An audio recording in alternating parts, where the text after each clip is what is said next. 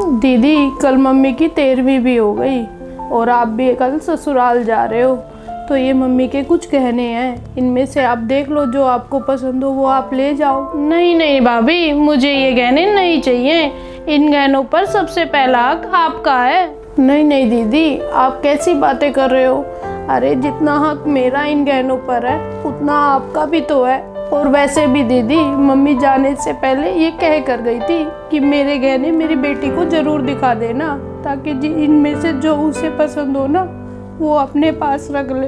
तो दीदी आप इन गहनों को देख लो और इनमें से जो आपको पसंद हो ना वो प्लीज़ ले लो। नहीं भाभी, मुझे कुछ नहीं चाहिए।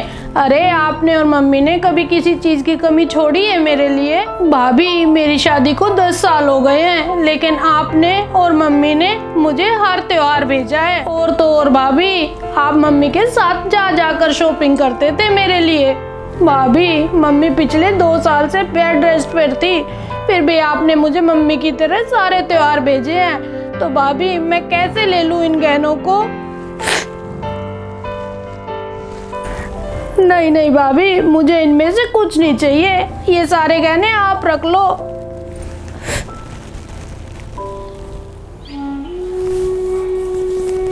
भाभी जब आपने अपना पराया नहीं किया तो मैं क्यों करूं?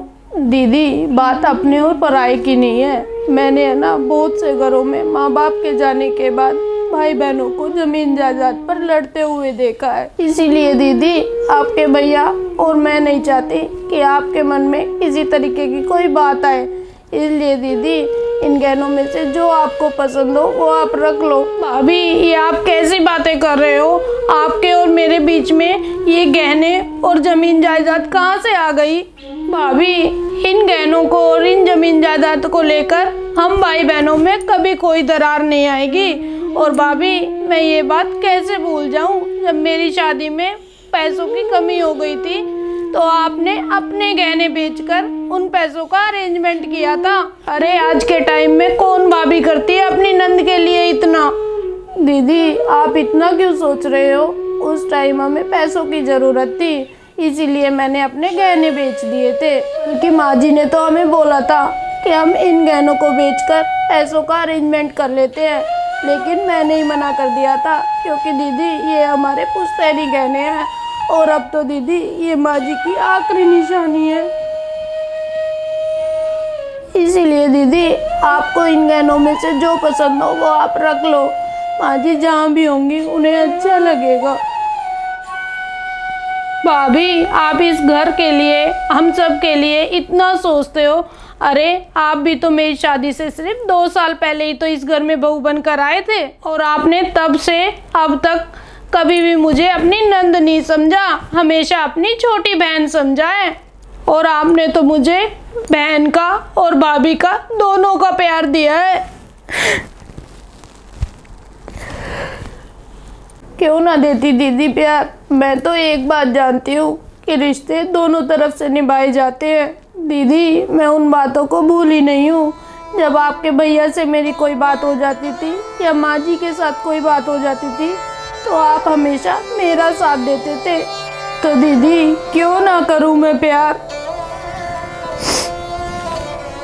भाभी आप बिल्कुल ठीक कह रहे हो, प्यार के बदले हमेशा प्यार ही मिलता है। और भाभी मैं तो ये कहूँगी कि आप जैसी भाभी सबको मिले, ताकि एक बेटी कमाई का कभी खत्म ना होए।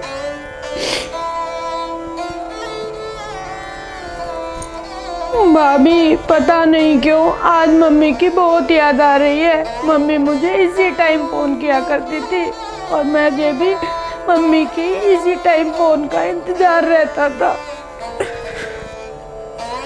दीदी आप अपना मन छोटा मत करो, अब माँ जी नहीं रही तो इसमें हम क्या कर सकते हैं। दीदी आप बिल्कुल चिंता मत करो, अब मैं आपको रोज़ फ़ोन किया करूँगी और माँ जी की कमी बिल्कुल महसूस नहीं होने दूँगी।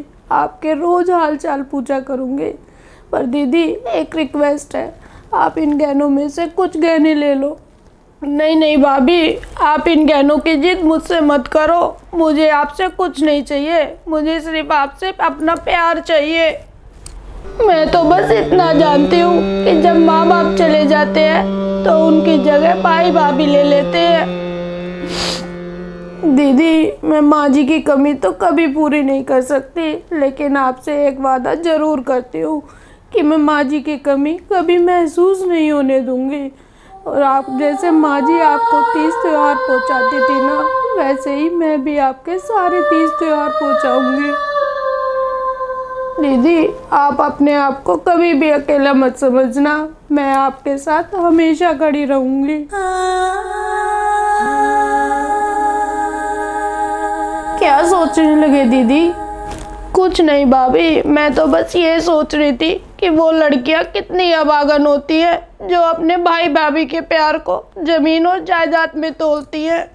काश ये दुनिया समझ जाए कि पैसों की गर्मी से ज्यादा रिश्तों की ठंडक जरूरी होती है। दीदी, वक्त कैसे बदल जाता है, इतनी छोटी सी उम्र में ही आप इतनी समझदारी की बात कैसे कर सकते हो? और दीदी, आप जिद छोड़ो और इन गहनों में से कुछ ले लो। नहीं भाभी, मुझे ये गहने नहीं चाहिए और आप इनकी जिद बिल्कुल मत करो। और भाभी, अगर आपको मुझे कुछ देना ही है ना, तो मुझे अपना प्यार उम्र भर के लिए दे दो, ताकि मेरा ये मायका हमेशा बना रहे।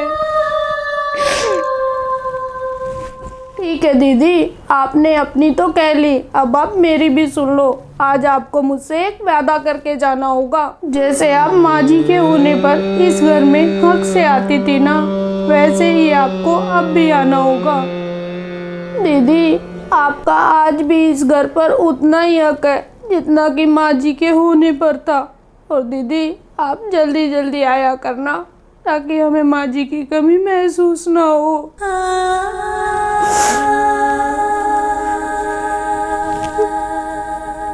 माँ बाप के जाने के बाद मायके में सिर्फ भाई और भाभी ही होते हैं जिनसे बेटियां प्यार की उम्मीद रखती हैं। कृपया बेटियों की इन उम्मीदों को ना तोड़ें।